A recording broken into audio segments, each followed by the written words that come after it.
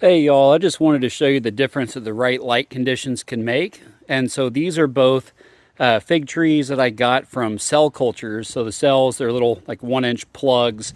And they weren't really much bigger than this. So you can see this one that was planted. Now I got these at the same time, and obviously one of them is much bigger and lush and vibrant and growing than the other one.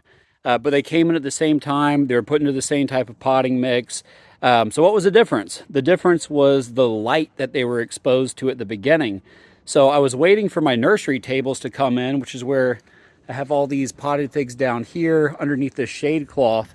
But this guy right here was sitting underneath that tree where those empty pots are.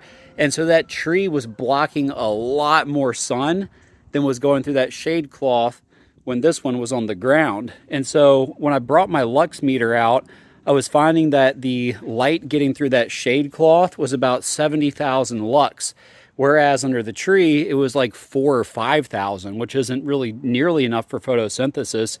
So this sat under that low light condition for weeks before those tables came in, while this guy was getting light initially.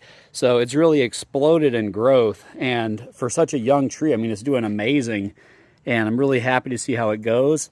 This is a Violette de Bordeaux, and this one is a Celeste, so they have fairly similar growth patterns, but again, that light really is what made the difference. So make sure that when you're growing fig trees, you're getting them the right amount of light. Now again, it can be really hot.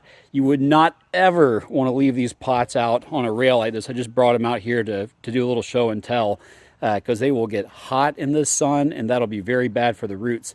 So I'm going to be moving them back to their respective shaded habitats.